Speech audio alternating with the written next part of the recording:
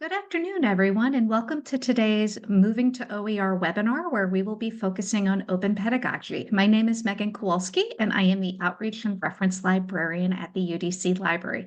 Today, I'll be handling the logistics, so if you have any questions, please don't hesitate to put them in the chat. We will also have time for questions at the end of the session, both recorded and unrecorded. The recording today will be posted to our YouTube page and sent to all registrants after the event has ended. Today's session is going to be presented by my colleague, Catherine Meals. So take it away, Kathy. Wonderful. Good afternoon, everyone. Good afternoon. So let me just get my slide going here. There we go. Okay. So today we're going to start our webinar about open pedagogy by discussing definitions of open pedagogy, its underlying theories and goals. We'll talk about some examples of open pedagogy in practice, review its benefits and its challenges, and then go over a set of resources for learning more about open pedagogy. And as Megan said, we'll have plenty of time for Q&A at the end.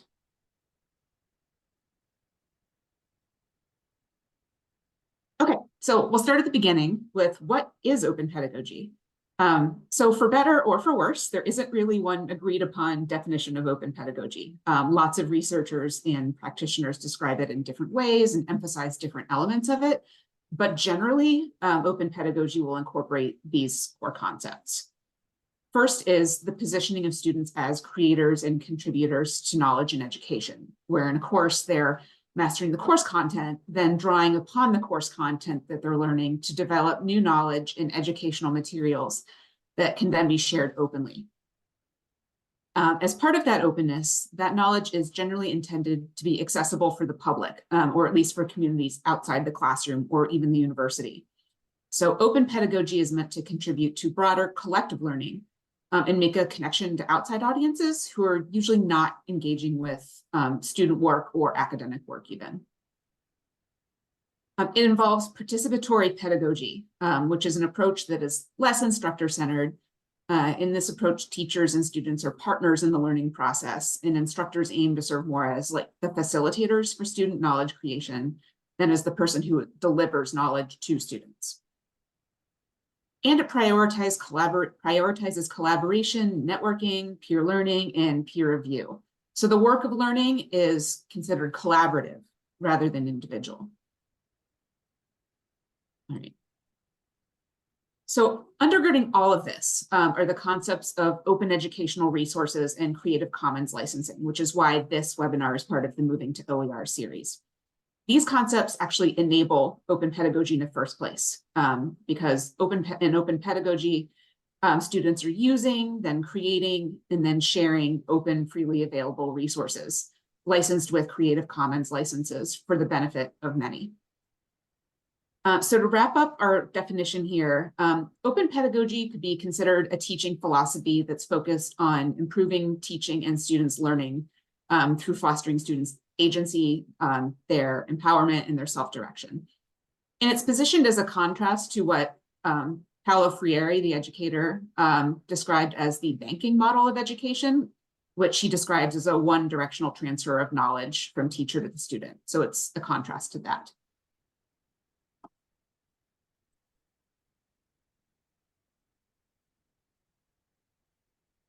Okay. Now that we've talked about the definition, let's take a look at what this can look like in practice. So generally, open pedagogy will involve renewable, or the term that's often used as non-disposable assignments. So assignments whose work product can be, or is even meant to be used again and again, not just once when you turn it in. So there are lots of different examples of open pedagogy in practice, and we'll share at the end of this presentation a link to some resources where you can find a lot more examples, but just wanted to share a few with you here today. So one example is student-created OER digital textbooks. So one assignment that I've seen that's considered open pedagogy is students can be assigned to create content for an OER textbook on the class content to be used by future students or other learners outside the university. This could actually be a really interesting idea if there's not a lot of existing OER options in your field. You and students can create some, right? So that might be a way to, contribute to the OER universe as well. Second thing I wanted to mention is the creation of ancillary materials for OER. So related to that OER textbook concepts, students could be assigned to create ancillary materials for existing OER materials, or even the OER materials that they're developing themselves, such as lesson plans, lecture slides, homework questions, and test banks. Digital learning objects. So these could include, but obviously are not limited to, online tutorials, multimedia presentations, websites, blogs, online magazines or zines, interactive timelines, infographics, all of those kinds of things to be shared digitally. Another one is annotated bibliographies. Students can make these curated, annotated lists of resources to share, either as websites or documents, or even on Zotero as a Zotero library. And then Wikipedia creation and editing.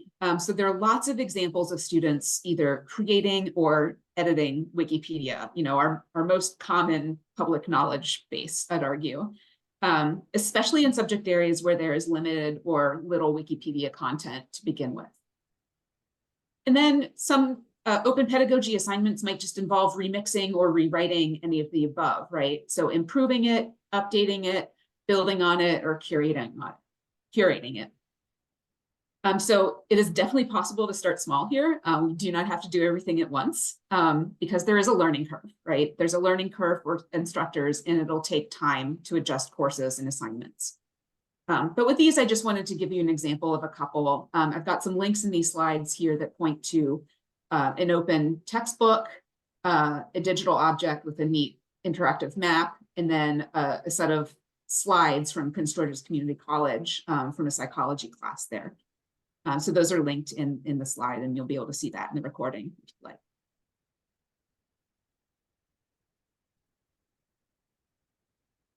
So now that we've got a few examples of open pedagogy in practice, I want to talk about the benefits and challenges that come up as part of that practice. So the literature on the impact of open pedagogy is growing, and there are lots of known benefits. At the same time, there are definitely challenges because we always encounter challenges, and often ones that are kind of the flip side of the benefit. So here are a couple that I wanted to highlight. So first, the benefits. So first, open pedagogy carries the same benefits that open educational resources do generally. Students will have free, immediate, and long-term access to their learning materials, and they can be tailored to really specific courses or really specific student needs. Open pedagogy builds on that by creating OER materials for future learners. One thing that's really critical, open pedagogy promotes students' agency, their self-efficacy, and then as a result of that, their empowerment and confidence as learners, right? So open pedagogy can lead students to some more meaningful engagement with course content, and the idea is to also encourage stronger critical thinking skills and encourage students to understand themselves as contributors to learning and education, not just passive recipients, right? So they're scholars. They bring important perspectives and ideas and analysis. The research on open pedagogy also suggests that students may be more motivated and more likely to enjoy these renewable assignments, these non-disposable assignments that are associated with open pedagogy. So knowing that their work won't lose, some or all of its meaning after it's turned in and completed, that what they've produced could be useful for someone else, that it could be publicly recognized. And there's similar evidence in the literature that students feel more pride in the renewable assignments as well, right? Related to that, if the information that students are creating, the resources that students are creating is meant to go to a broader audience or go beyond the classroom, there's indications that students might set higher expectations for themselves in their work, right? And produce higher quality work because they're assuming responsibility as a knowledge creator and want to make sure their creations are accurate, use high quality information sources, and reflect how information is used ethically through documentation or citations. And in addition, the collaboration that's part of open pedagogy encourages more sharing of ideas and perspectives among classmates, therefore broadening students' learning and helping students learn to work collaboratively in groups. And then it also involves like a peer review or reflective practice as well, often. So opportunities for some critical thinking or metacognition. And these would benefit both the classroom setting, but also the lifelong learning and career success of students. The next one I want to mention is in how student works are created and disseminated as part of open pedagogy. Open pedagogy inherently requires that students grow their interconnected information, media, and digital literacies, right? Again, 3 concepts that are integral for lifelong learning and their career success after college. So learning about digital media and publishing processes and the practices is baked into the work, right? And so is understanding, therefore, copyright and open access. So some of the legal and ethical aspects of information use. So that's the digital literacy. Drawing on the work of others in creating their own work creates a sense of self, right, in a learning community, and reinforces that relationship and responsibility that knowledge creators have to creators who've come before them. It shows that knowledge creation research is an ongoing process where we're always building new knowledge based on previous knowledge and previous work. And this work emphasizes the importance of information evaluation and curation, right? Some core concepts in information literacy. To be successful in an open pedagogy assignment, students have to do some real assessment of the quality of information they're working with, determine whether to incorporate it into their work, decide whether it's appropriate for the context they'll be using it in or for the audience that they'll be presenting it to. And then lastly, there is a diversity, equity, and inclusion benefit to open pedagogy. So through developing and sharing their own knowledge and their own content, students have a real opportunity to add to diversified public scholarship. They're sharing knowledge on underrepresented topics, perhaps, amplifying underrepresented voices, and even increasing the range of voices that are there in the creation of knowledge spaces. So those were some of the benefits. Let's talk about some of the challenges, because of course there's also challenges. And as I mentioned before, this is usually the flip side of the coin of the benefits. So one really important and very common concern that comes up, and so I don't want to gloss over it at all, is student privacy. So I wanted to talk about that first. So if open pedagogy work products are open, so made public, attributed to the student creators, what does that mean for student privacy? Right? Students may not want their work to be public, and we know that students who have different identities can have different experiences of being publicly online, right? And for some, it might be a really negative experience. So there can be a real tension between the social and intellectual benefits of that openness and students' preferences for privacy, right? And forcing students to participate in open practices kind of negates the intent of open pedagogy in the first place, to encourage equity, right? So often this is handled by having the option to tweak the open aspect of the pedagogy in some way. So students can opt out of publishing, for instance, or work with a group where there's less focus on an individual, or by using, initials instead of their full names, things like that. Something else that comes up a lot, feelings of intimidation or anxiety. Open pedagogy is a new thing for many people, right? And is often very different from how the experiences that students have had up to a particular point. So people might feel nervous about these non-traditional assignments. What is expected of them? How will be graded? Things like that. And students might also have some anxiety, which makes complete sense, about the public-facing aspect of the open pedagogy assignments, because that opens the doors to some criticism even, or some feedback that might be not as kind or positive as they might be hoping. That can exist, right? Because that comes through the internet sometimes. Excuse me. So they might be more anxious than usual about the quality of their work product, since it will be public facing and might need more support in that arena. Another challenge is that these types of assignments tend to assume that both students and teachers have a kind of baseline level of access to digital tools, as well as the technologies and the digital literacy skills to produce the content of an open pedagogy assignment, right? So we know we can't and shouldn't assume that, right? That can't be an assumption of ours. We want to make sure that students have technology skills and digital literacy, of course, but if the training and support on that is necessary, that can be time consuming and take away from the coursework, the content, and the student creation of a knowledge product. Somewhat related, success with open pedagogy projects needs familiarity with copyright, Creative Commons, and related issues. These are really important concepts and help students both in professional and academic lives and in their lives outside of the classroom and in their careers in the future. But they're often new concepts that require some specific instruction and specific attention in addition to the existing course content. And then lastly, there's also challenges that are kind of inherent to any classroom that might be kind of an extra challenge in open pedagogy. So open pedagogy relies a lot on really active student engagement and regular class attendance, participation and interaction. And so in cases where that is a challenge, the work will be more of a struggle.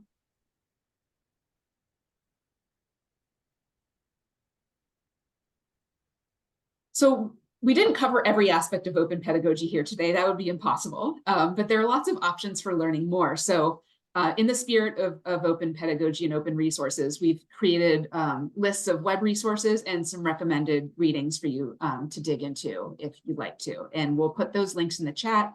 And they'll also be available on the recording as well.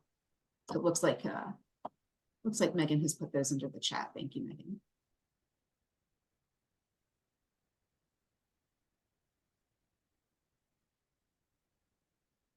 Okay, so that is it for our formal presentation today. We're happy to move to some Q&A or discussion.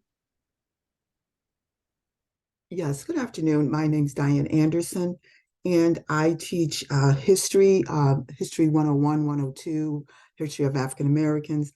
And I've been using OER for probably about maybe 5 or 6 years now. So it's easier for my students because there are textbooks. There are a lot of resources there, and there are full textbooks that are already there. And they're, I just, enter the links of the textbook. So they have the whole textbook to use. I'm not sure if this would, if what we're stating here would apply to my students. And the reason that I say that is what, the textbook is, in the syllabus. And so the chapters they're assigned to read, they are what we do. Instead of giving them weekly assignments and giving them work, they are to read the chapter, and then they come to class to discuss what they read. So one of the things, and I think you talked about this, that it gives them the opportunity to interact with their classmates because they are scholars. It really enhances or further develops their critical thinking skills. I have them relate what they learn in history to today's society, the impact, and also have them, whenever possible, discuss their lived experiences. So when you're talking about students participating and creating content, I'm not sure if that would work so much with my students because of maybe my demographics. A lot of my students are some of them are dual students in high school, so they have they have their work here as well as in class. And a lot of my students also, English is their second language, and a good majority of them are working full-time. And of course, they have their majors, they're working full-time, and they have families. So I'm not sure if this could be tailored for a course, for history courses. So I'll certainly go to the resources that you provided here, but I just wanted to give some feedback, and maybe you have some ideas on that. Yeah, thank you for that. Those are all really important, and that's why I wanted to focus on some of the challenges as well, because, Mhm. while there are benefits, like it's, realistically, it's difficult, right? So I think one thing that comes to mind is, it doesn't have to be an all or nothing sort of thing. Mhm. Mhm. And it could be something like, where students are having that discussion and they're using some of that to publish, a blog, or like they're reading, the chapter in the book and finding a primary source that, reflects what the content they're reading in the chapter, and they curate a set of, complementary primary resources to support what the textbook is doing, right? I think there's, small things that could be done, but again, you're totally right that it's, not without its challenges.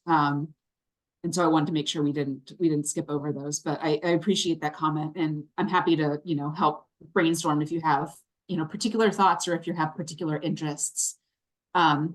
And yeah, the resources might be interesting to you too. It includes, some of the resources include links to collections of sample open pedagogy assignments, Mhm. and some of them are categorized by discipline, right? So there may be some history specific ones in there. I don't remember off the top of my head, but there's certainly, social science things in there that might be interesting for you. Yeah. So particularly with history, because a lot of my students come to class and they're not knowing the history. So what I have them do as far as meeting, when you're talking about using primary documents, we analyze primary documents as well, journals, newspapers, Mm-hmm. and also documentaries. I have them watch that on their own, and then they discuss what they thought about it and their ideals regarding that particular assignment. But I don't give them assignments every week because they would Right. be overwhelmed, uh, Yeah, because of their demographics, and also they're focused on their major as well and for sure. finishing. So yeah, so I'm just trying to, as I said, I will review the resources that and see how I could work that in a little bit more into Mm-hmm. my classes. Yeah, well, it sounds like you already have a ton of collaboration happening and peer learning happening in your classroom, right? And that's one of the things that open pedagogy consists of, right? Mhm. So I think, just naturally in how you're approaching things, that's already kind of baked in, it sounds like, which is amazing. Because my class is a history class and it's an elective, which of course the students have to take it at some point before they Right, graduate. But I don't want to, and nobody's a history major anymore, which right. UDC doesn't have a history major anymore. So it is, it's not, I don't want to overwhelm them per Yeah. se. And also we do experiential, we do site visits to museums. And Mm, well, at least once or twice a semester. So there's the experiential um, component to it as well. So I try to design my course in such a way that they won't be overwhelmed with a lot of assignments, yeah, but at the same time, I want to make sure that we are, that there's different things that apply to them, because all of this, what it does is the discussions actually, it enhances I'm sorry, their critical thinking skills. mhm, It teaches them to, or they learn to, if they don't already know, a lot of them do, not saying they're just learning it, but then they respectfully listen to others and to actually hear other points of view that they might not have heard before. So all of this goes on. And I try to do as much in the classroom, if you will. And they right. basically have maybe a couple of discussion boards where they view documentaries, or, let's say I'll give them the preamble to the Declaration of Independence, and and that's like a discussion board, and they have to interact with each other on this discussion board. Also with their midterm exam and their final exams, like the midterms are essays. So within those essays, they're learning how to research. They have Mhm, to do research, and it has to be academic research, no wiki or just Googling or anything like that. right. Uh, and I have them go to the library because everything's there. Everything they need is in one place.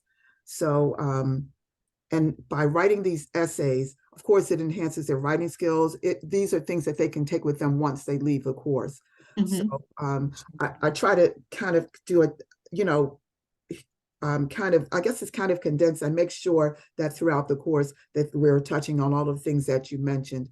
as Yeah. well. Other, and there are several history resources, particularly if you're, and when you're talking about diversity, there are, like, say, if we are talking about the Chinese building the railroads, or African Right. American history, or the Irish. So there are other, within the context of the readings that I assign, we also, there are outside resources that I have them review as well. Yeah, the nice thing about open pedagogy is that it takes a lot of what you're already doing, it just makes it public. And so open pedagogy can be adapted to basically any sort of assignment or any subject matter. So some of the material you're already doing, you can make it an opt-in for your students, because again, with that student privacy thing, not everyone will do it, but make Yeah. it public facing. So instead of saying, turn in your paper to me, you can say, post it on a website, post it on a wiki. And one of the common ones I've actually seen for something like history is that for those site visits, students write up essentially what is an article where they share photos, their thoughts, and Yes. their reflections. And then Yes. they have at the end a place where they can say, leave me your thoughts. And then part of their assignment is to then facilitate discussion, but in a more public forum. And, Yeah. that can be opt out for students who would prefer not that to have that public aspect. Mhm. But a lot of what open pedagogy does is it takes the work that students are already doing, makes it public facing so others can see it. But then, particularly for our students, they can then use that either in their personal lives or as a portfolio for when they go into the workforce and present, this is Yeah. what I've done. This is a sample of my writing and things like that. Okay. All right. The other thing I'm thinking of too is the ancillary materials, right? That go along with the textbook, right? So often, textbooks will have question banks, homework questions, essay prompts, Yeah. things like that. Mm-hmm. That could be cool, right? To say, it could be like a very small scale thing, like, generate one essay prompt based on this chapter, right? Yes. Something like that. So Okay. there's a lot to kind of intersect with Yeah. it, One of the both small and large. one of the textbooks I use, it does that. It has websites they can go to. Each chapter has, like, maybe a profile of someone in history. And at the end, there are critical thinking questions at the end of each chapter, or prompts. So, and it's a U.S. history textbook. I think it's published by Rice University. It's in the public domain. And so that's a pretty comprehensive book. I really like that one. But as I stated, we have other resources that we use as well. Hi, Kathy. Hi, Megan. I have a comment. Hello. This is fantastic to me. It brought back a lot of memories for me. I'm not originally from this area, but growing up in Atlanta, some of these things I remember doing it. Elementary school, middle school, especially when Dr. Anderson mentioned about, like, giving you when you have an exam. My major was administrative justice. When you give an exam, I had to constantly write out essays. The professor, like, your answer would have to be an essay. And then the essays, it allowed you to do critical thinking with the class, with them using what they had in exam. And the critical thinking came in, and everybody was sharing what their thoughts was after the exam was done. And then the other thing, I think Dr. Anderson mentioned about It's actually Professor Anderson, just for full disclosure. Professor Anderson, Yes, Mrs. yes. Well, Professor Anderson mentioned, sorry, the field trips. I remember doing that, middle school, high school, elementary school. That helped me out a lot, going to the field trips within the study that I was learning. So I don't know the origin of pedagogy, but it sounds fantastic, and I'm looking forward to do. Sounds like I was doing a little bit of that through my collegiate years, but this is fantastic. I like it a lot. Great. Well, thank you, Dee. I appreciate that. And it's, again, it's kind of a spectrum, right? You can go full out, the project of the entire semester is creating a student generated textbook, right? Or you can do small things like, create a test question, or, create a blog post or something like that. So there's ways to do it. And it sounds like, your experience kind of wove a few of those in there. I was wondering, Forrest, when one would do their thesis and some of them are archived, would that be a part of pedagogy? Like, some of the work of students is in the archives now. So Mhm. that's not digitally and print. yeah. So that's not considered, a thesis in a digital print archive is not technically considered a part of open pedagogy, just in the Mhm. sense that generally it's less publicly available. Now, some schools, when they collect this material, it's like it's publicly available, it's through an open archive anyone can access. But the whole point of open pedagogy is to have students create it as a publicly available thing from the start. And so a lot of times with theses, that's more the students doing it, the grad students, they maybe want to turn it into a book one day, but that's Mhm. further down the line. Whereas open pedagogy, it's more, make a podcast about something and make that publicly Mhm. available, make a YouTube video and post that out there.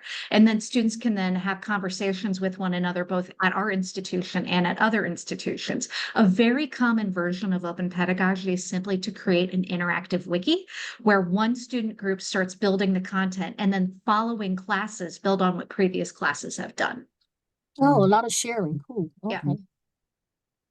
Yeah, and the only thing I would add to that is that sometimes institutions are able to kind of permanently house the open pedagogy products that students have, right? Kind of like Mhm. index them a little bit so that they're more easily navigable for the future. Okay, I have one more question. Yeah. How does pedagogy in relation to, say, Gallaudet, a university like Gallaudet, with people with disabilities, how does that relate to them? Oh, yes, that's a great question because I have deaf students sometimes in my courses. Mhm. So in this case, in terms of open pedagogy, one of the open assignments could be something like make this video accessible. A lot of times, university libraries are constantly looking for ways to make their content more accessible, particularly to those who may be deaf or hard of hearing or have visual impairments. And so it can be something like part of the open pedagogy assignment is you're working with, say, an archival collection Mhm. that there's a lot of photographs, but we don't have any metadata for that. And essentially, Mm. a student could come in and provide metadata Mhm. about those photographs. So they're providing what's called alt text. So they're looking at the Okay. photo and providing word description of what's in the photo. Or they're Oh. going in and they're writing a script and narrating a video, or they're providing transcripts. So, it goes it can take existing work and then make it more accessible to others as one way we can provide accessible open pedagogy. Mhm. Okay, good. Excellent. Mm-hmm. Okay, I think the thing that I will look for or will try to incorporate, probably not this semester because I'm a little farther along, but next semester I'll do the wiki and the public facing. So I'll incorporate Yeah. it, next semester. I think that's a great idea as well. Mm-hmm. Yeah, and a Yeah, lot of absolutely. And students, we're happy to discuss further, bounce ideas off Mhm. of, each other and things like that. So let us know. Okay, excellent. Thank you. Thank you for joining us for today's conversation about open pedagogy. If you ever have Yeah. any questions about anything the library offers on this topic or any others, please don't hesitate to contact us. This session was recorded and I'm going to end it in a second, but please feel free to email us, chat us, schedule an appointment, or anything of that sort if you have any follow-up questions. And the links we mentioned during this presentation will be sent to all registrants, so you don't have to worry about saving the Oh, chat. good. Yeah. Okay, excellent. Thank you. You're welcome. So Thank I'm you, going to go. guys. Yeah, thank Okay. you. All I'm going right. to go Thank you ahead very and much. end the recording. All right. Thank you.